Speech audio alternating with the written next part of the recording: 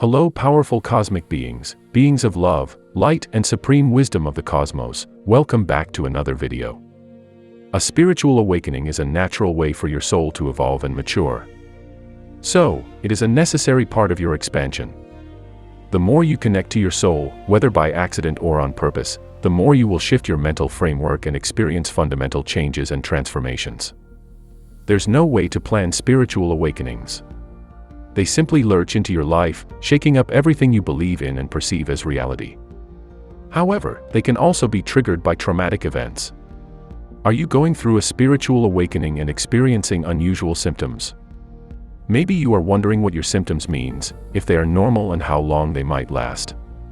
A spiritual awakening is a process of becoming aware of the true nature of the self and reality. It is a time or experience an individual has when they transition from being aware of only the physical reality and awaken to something more. Spiritual awakening is a slow, gradual process. It occurs when a person becomes aware that their existence transcends the confines of the I, or the ego. As you experience spiritual awakening, you'll begin to understand that nothing external can bring you true happiness. Going through a spiritual awakening is one of the most confusing, lonely, alienating, but also supremely beautiful experiences in life.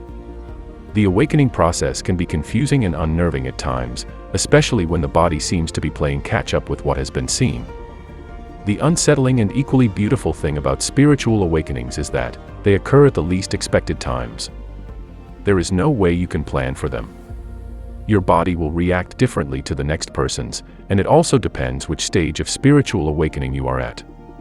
We are living through a great transitional period where individuals and humanity as a whole are beginning to awaken to a higher level of consciousness. During this transition, especially during times of accelerated change and surges of high vibrational light frequency, you may experience certain ascension symptoms, as your mind, body, emotions, and energetic structures transform to embody higher consciousness.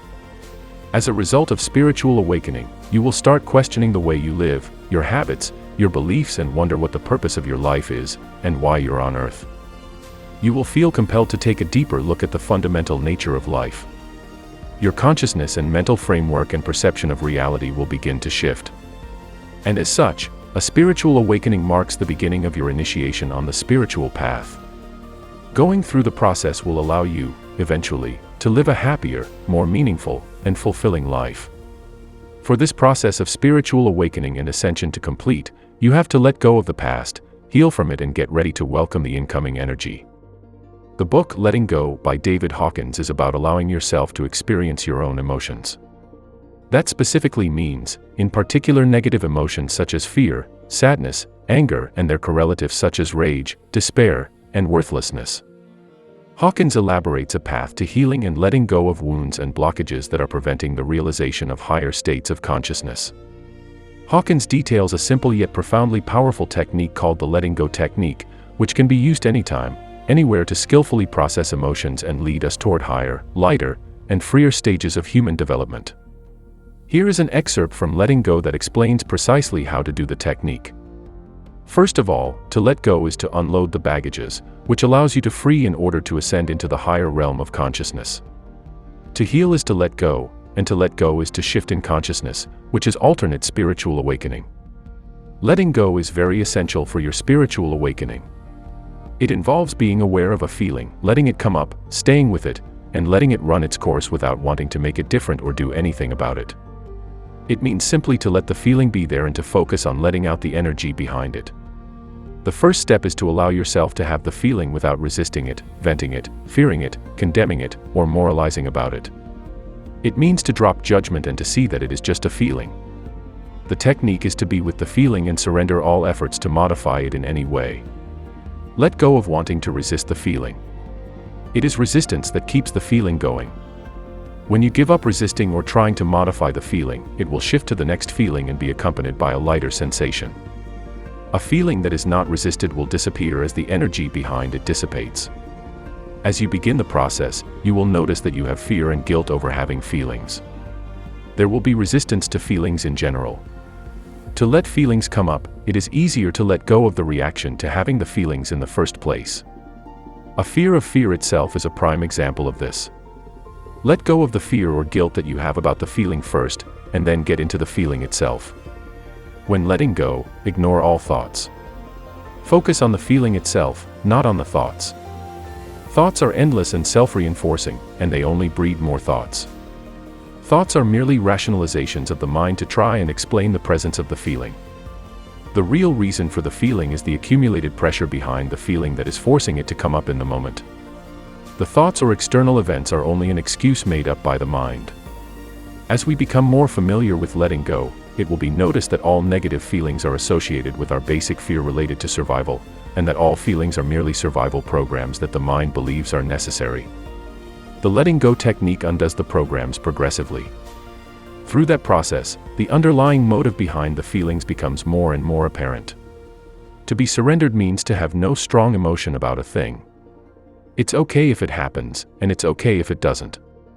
When we are free, there is a letting go of attachments. We can enjoy a thing, but we do not need it for our happiness. There is progressive diminishing of dependence on anything or anyone outside of ourselves.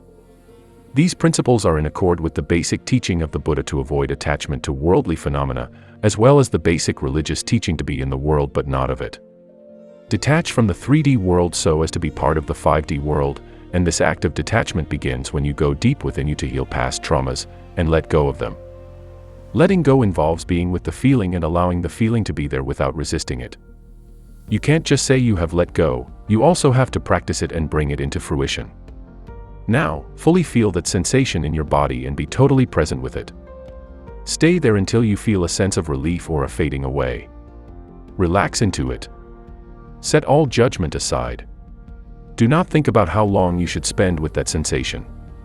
Just stay there as long as the emotion needs it. This can take 1, 5, or even 20 minutes. Stay there until you feel a sense of relief or a fading away. Usually, there are multiple levels to an emotion, so the sensation you just felt may transform into a different sensation. If so, repeat that process. Repeat that process multiple times with every emotion that comes up.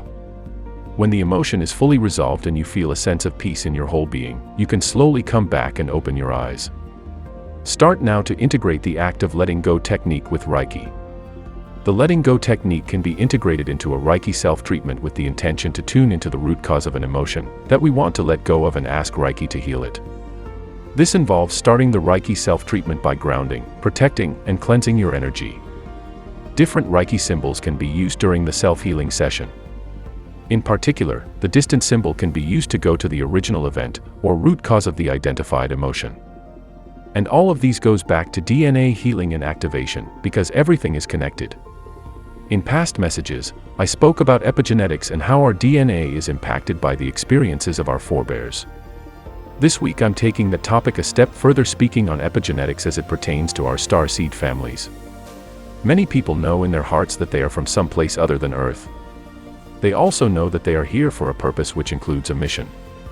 But to complete that mission, they need to alter or transform their DNA from carbon to crystalline. This requires a good bit of emotional clearing, since emotional clearing is how we clear the marks from our DNA left by us and our forebears, both earthly and galactic. There are 3-part process to this.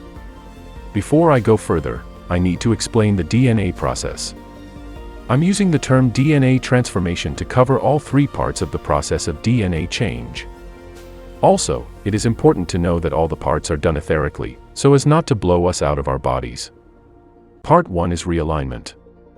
This is all about the realigning of the 10 dormant strands, our junk DNA.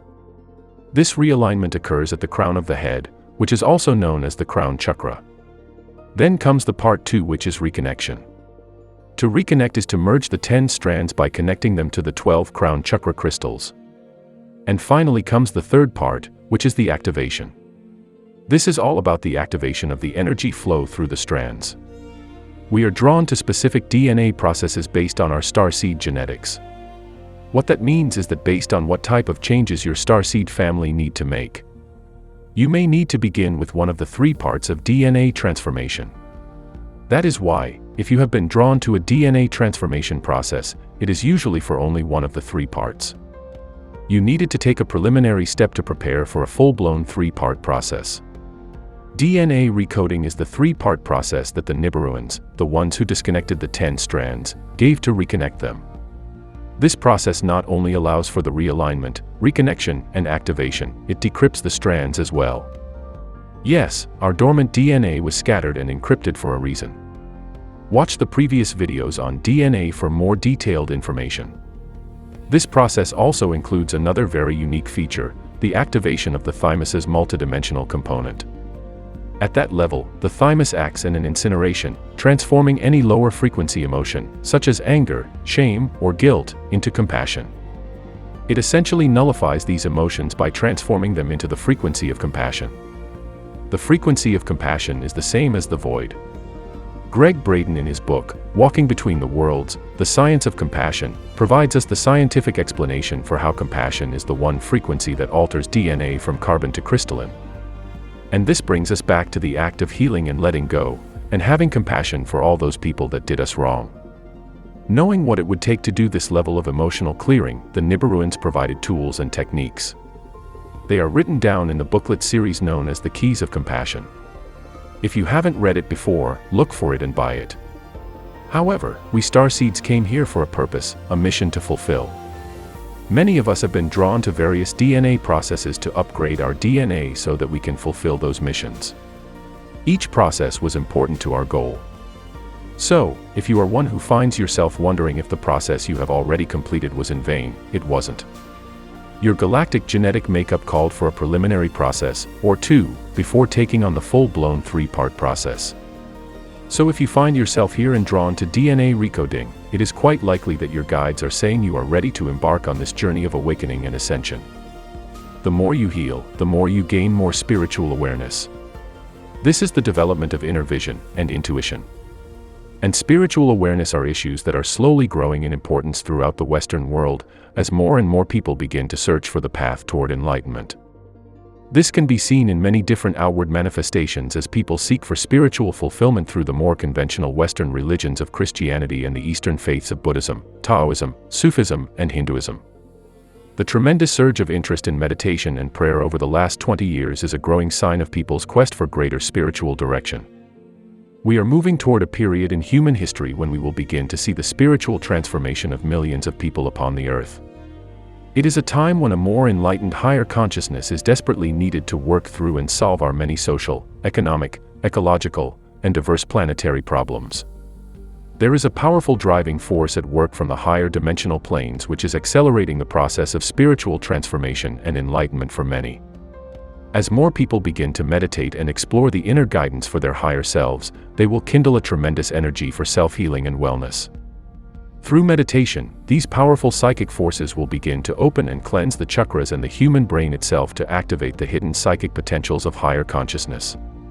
As the new age vibrations begin to affect more and more people, the spiritual awakening of millions of sleeping minds will begin to kindle the energies of love and healing, which may eventually be able to transform the planet Earth into a place of greater peace and balance.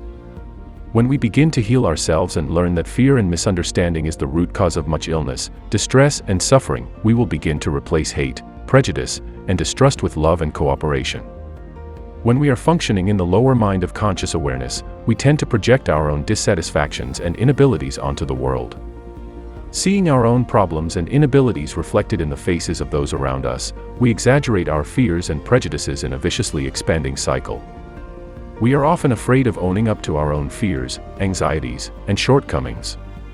To cope with this frightening inner environment, we begin to project our fear and insanity onto the world, making it seem that the problem is coming from out there, when in fact, it originates from within our own egos. The only way to break this vicious cycle of confused thinking and illness is through love and forgiveness and a greater awareness of the healing potential of love. When we start to forgive ourselves for our perceived faults, and honestly admit that we still have a long way to grow, we begin to heal ourselves from the highest level of spirit on down to the physical. Only then can we truly love and accept ourselves. Once we love ourselves, it becomes easier to love those around us. That is not to say that there is not chaos and unrest occurring in many places throughout the world, and that there is not much discord in these times of crisis. There will likely be a worsening of the world situation before it becomes better. In order to cope with a world that has seemingly gone mad at times, we must find an inner center of peace within ourselves, so that we may begin to expand our own energy of peace and harmony, to encompass the troubled, needy world around us.